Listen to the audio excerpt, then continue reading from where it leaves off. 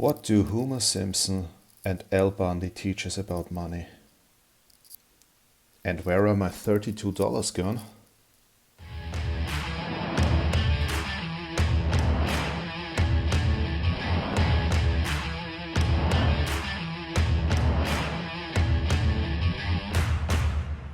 Hello my friends and welcome to my channel. This is Austrian Stagger. I hope you're all doing very well.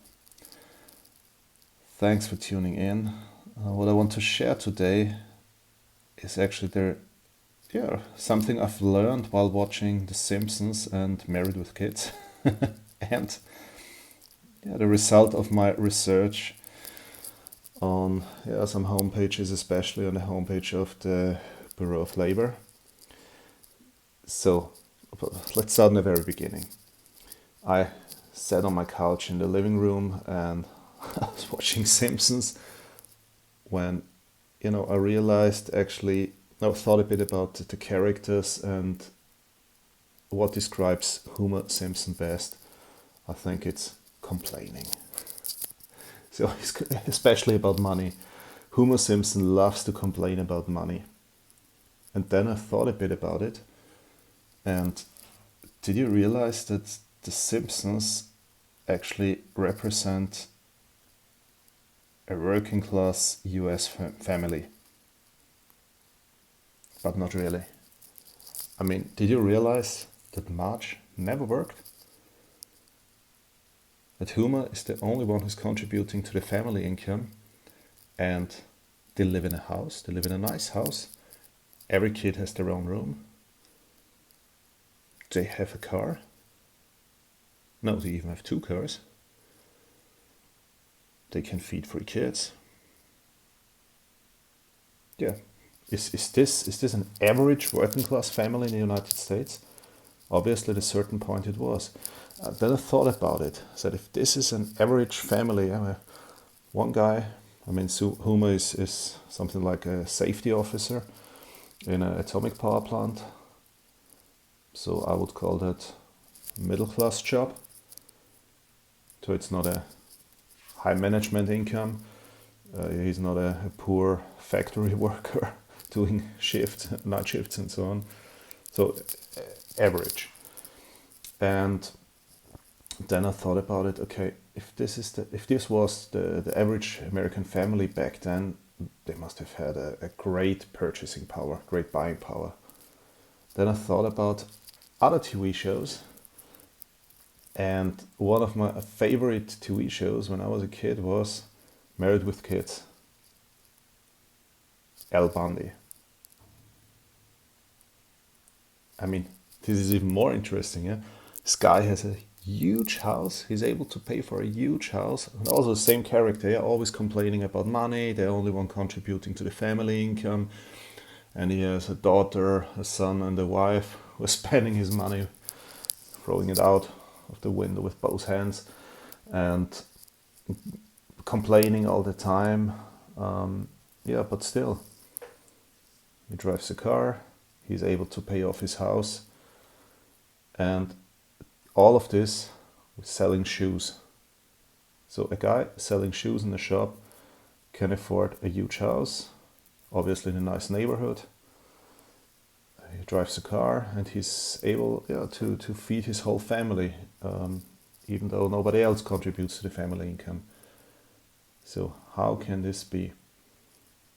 And this is where I started to do some research. Have a look at this chart.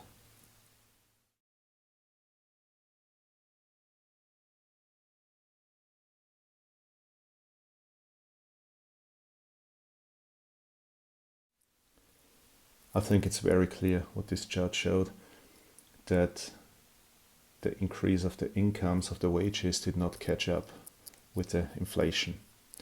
So we constantly lost buying power. And so did some more research, and I found out that actually Henry Ford, I think the Ford Motor Company is a very interesting example. Henry Ford, he did not really invent it, even if a lot of people tell this. This was actually a company in England that was called Sunlight Soap that invented profit sharing. But he was one of the first in the US who started with this profit sharing thing. And he implemented salaries of $5 a day for all workers. And it's interesting, if you have a look at what this would mean in today's money, and I found a nice homepage also from the US where you can actually put in a salary from 1913, and then it tells you how much you needed to earn today to have the same buying power. And I also searched on the Bureau of Labor homepage for the average salary of a US factory worker, which is actually about $2,800, $2,900 per month. And if you now put into this calculator the average salary of a Ford Motor Company worker, a factory worker in 1913, today's average worker would have to earn at least $1,000 more to have the same buying power as a worker back then, which they don't. And I think that's the reason why an average family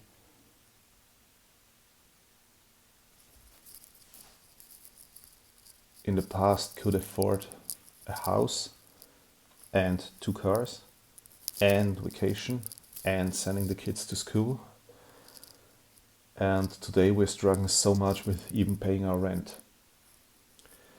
And to visualize this was the buying power of a worker back then in the Ford Motor Company.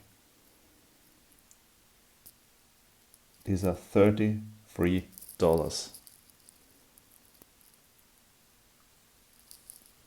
And the equivalent of this, or actually what's left, is $1. This was the buying power of a worker back then. This is the buying power we have today. So actually we would have to earn 32 times more today to have the same buying power we had in 1913, 1914.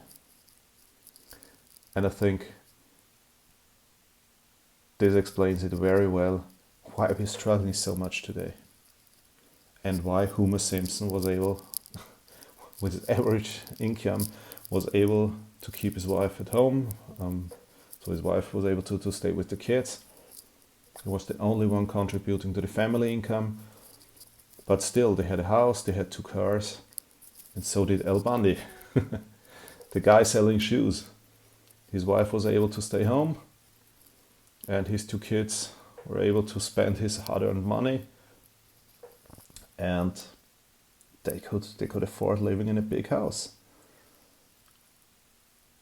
And I think that's the major issue we have nowadays, that we completely lost our buying power. And then it's even getting more interesting if you compare this to precious metals. Because to be able to afford the same amount of precious metals every month, like a worker in a Ford Motor Company in the 1910s, an average worker would have to earn $250,000 a year.